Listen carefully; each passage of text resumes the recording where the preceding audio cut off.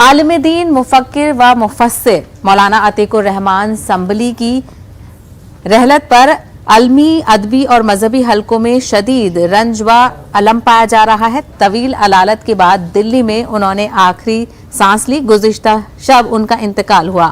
مولانا عتیق الرحمان سنبلی معروف عالم دین مولانا منظور نعمانی کے سب سے بڑے فرزند تھے۔ کئی اہم معنی خیز و فکر انگیز کتابوں کے مولانا عتیق الرحمان سنبلی مصنف تھے۔ الفرقان اور ندائے ملت کے ذریعے بھی اہم ادبی، دینی اور ملی خدمات انجام دی۔ مولانا نے ایک طویل عرصے تک برطانیہ میں رہ کر بھی اہم دینی و درسی خدمات انجام دی ہیں۔ جیسا کہ آپ کے علم ہے کہ خانواد نعمانی کی بزرگ شخصیت حضرت مولانا عتیق الرحمان سنبلی رحمۃ اللہ علیہ اس دار فانی سے رحلت فرما گئے۔ حضرت مولانا منظور نعمانی رحمۃ اللہ علیہ کے سب سے بڑے صاحبزادے تھے اور ندائے ملت جو ہفتے واری نکلتا تھا اس کے ایڈیٹر بھی تھے، اور حضرت مولانا دیوبند سے فارغ التحصیل تھے۔ حضرت مولانا بہت بزرگ شخصیت تھے۔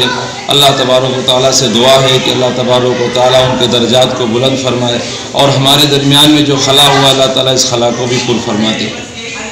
بہت بڑا علمی خسارہ ہے۔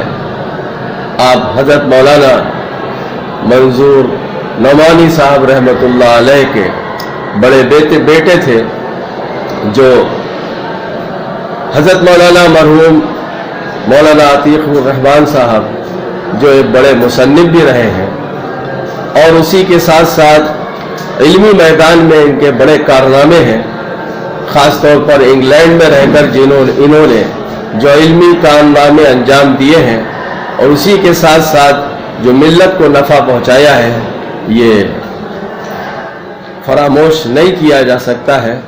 بہرحال اللہ تعالیٰ سے ہم دعا کرتے ہیں کہ اللہ تبارک و تعالیٰ مرحوم کی مغفرت فرمائے، اور اسی کے ساتھ اللہ تبارک و تعالیٰ ملت کو اس کا بدل عطا فرمائے۔